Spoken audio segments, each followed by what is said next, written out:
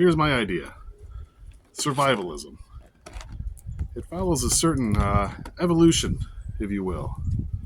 You know, a lot of people, they start out maybe getting into survivalism, kind of John Rambo style. They get a knife, they get a backpack, and they envision themselves making do in a world that's working against them. The apocalypse, SHTF, if you will. And then something happens along the way. They realize, just like I've realized, and you probably have too, that the lone wolf scenario is highly unlikely, and even more unlikely to succeed at that. So you realize, okay, we've got to start thinking about bugging in. We got to start thinking about turning our home into a castle. And what does our castle need? It needs supplies. So you kind of move from the lone wolf survivalist into the prepper stage. Now, going from the lone wolf survivalist to the prepper, it starts off innocently enough. You find yourself buying more groceries than you really need at the store, stocking up your pantry, maybe storing some bottles or gallons of water. Eventually, you're going to take stock of your pantry, and you're going to realize, you know, to feed a family of this size, whatever size family you have, it's going to take a lot of food. So you start looking at bulk food products, rice and beans. You start getting some Mylar bags and oxygen absorbers, storing a bunch of staples, just in case there's ever an SHTF situation. But it doesn't take a mathematician to do some calculations, and you realize, okay, let's say this is enough food to last X amount of months or even up to a year. What then? You eventually realize that somehow, some way, you've got to be able to replenish your food supplies with your own hands. You've got to be able to, let's say, have a garden. So part of your stockpile becomes seeds, and you say, I'm just going to hold on to these seeds, and if anything bad ever happens, I'll just throw them on the ground and food's going to grow out of the ground. Not so fast. Have you ever gardened before? There is definitely a learning curve to gardening. And if you're not quite to that gardening stage, we'll call it yet, I suggest you get out there, plant yourself a garden. Our gardens have been ravaged by groundhogs and rabbits, of all things. The groundhogs just eat up almost anything we plant. So we've, over the years, we've learned ways to kind of keep them out. I don't know what critters you have in your area, but you're not going to find out until you go plant a garden and see what happens. So don't just hold on to those seeds.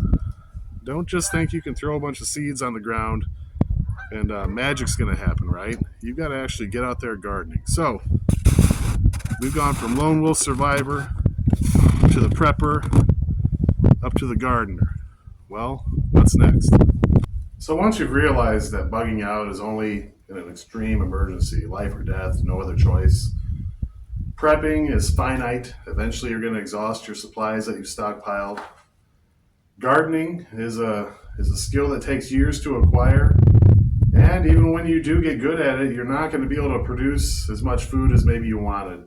So you move on to the next stage. I call it the homesteading stage. That's kind of where me and my beautiful wife are just entering into. We've got some chickens. We've expanded our raised bed garden. We had 8 raised beds. Now we've got 2 other gardens that we've added to that, probably totaling a quarter acre.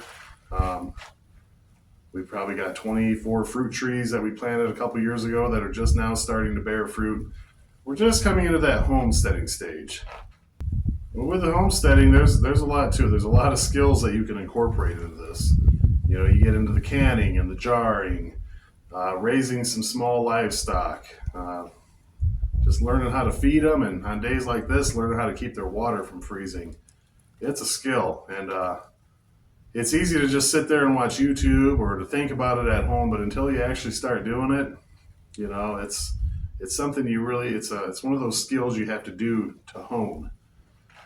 What should be the goal of any true survivalist? And by survivalist, I mean someone who could endure through a horrible environment, an SHTF situation, a long-term end of the world type scenario. Who truly is best equipped to survive these things? Well, you're going to have your roving bands of never-do-wells who just acquire what they need through extreme violence and extortion and things like that. But you don't want to do that. And ultimately, that would meet an end too. It wouldn't be successful. Live by the sword, die by the sword type thing. So ultimately, I think, and I want to know what you think too down in the comments below, I think the people that are best equipped to survive doomsday, long term, is a farmer, particularly a hay farmer or a cattle farmer. If you can grow grass, if you can make that grass into hay and you've got water, you can raise cattle, you can raise goats, you can raise sheep. That gives you beef to trade with or to feed your own family with.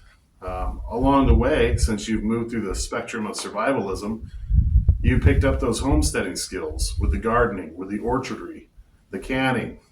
You've also picked up the gardening skills that allowed you to do those things. You've also got the prepping skills, so you know how to stockpile food, you know how to store things. And you picked up those lone wolf survivalist skills. Bushcraft. The certain use of mechanisms that one could use to defend themselves with. Tactical problems, tactical solutions.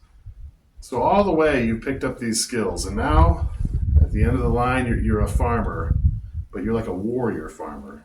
Because really, I could call it a lone wolf survivalist, but you could switch that name out with soldier.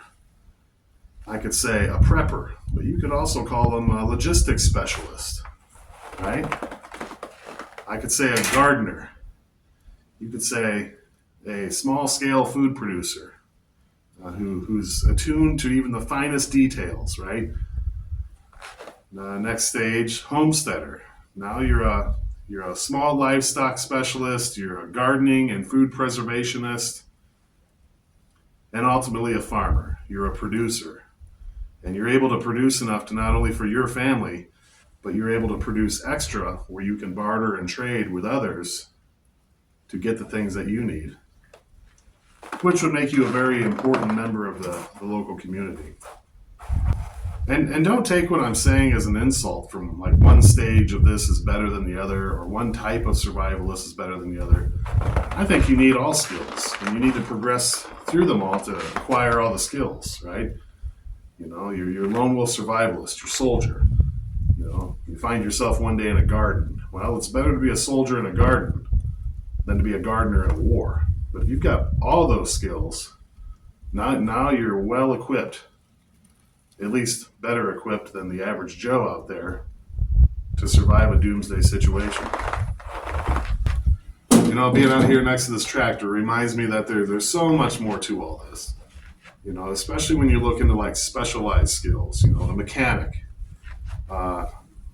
soldier, professional soldier, somebody who can fix like electronic items, your mad scientist type, construction people who are good at building things. Not only do you have to mix in all these survival skills, but it would help if you had a specialized skill like that too. So think about those things. Are you an auto mechanic? Medical, mechanical, construction, things of that nature. Maybe you're a professional, highly trained soldier, Marine, something of that type. So where are you at in all this? Are you the lone wolf survivalist who you got your bug out bag and all that's good, Are you into prepping, food storage, water storage, medical supply storage, and just turning your house into a castle and hoping that you've got enough to survive whatever comes your way? Have you moved on to the gardening stage where you realize, we need some way to replenish our food supplies? Are you into the homesteading? Have you taken the gardening aspect of it and expanded it to include small livestock, fruit trees, things of that nature? Blueberry bushes is a popular one. Man, we've tried to get blueberry bushes to grow. I tell you what, nobody can kill a blueberry bush better than I can. Are you a farmer? Are you a producer? Are you able to produce on just the land that you have enough for your family and maybe even then some beyond that? Let me know in the comments. The evolution of survival. It's just the concept I've had, something I've been thinking about. I wanted to share it with you and get your thoughts on it. So leave a comment. If you enjoyed the video, hit that thumbs up button. If you're hitting the thumbs up button, you might as well hit subscribe while you're down there if you haven't already. I really appreciate it if you do. I'll see you somewhere down the trail. Until then, have a great day.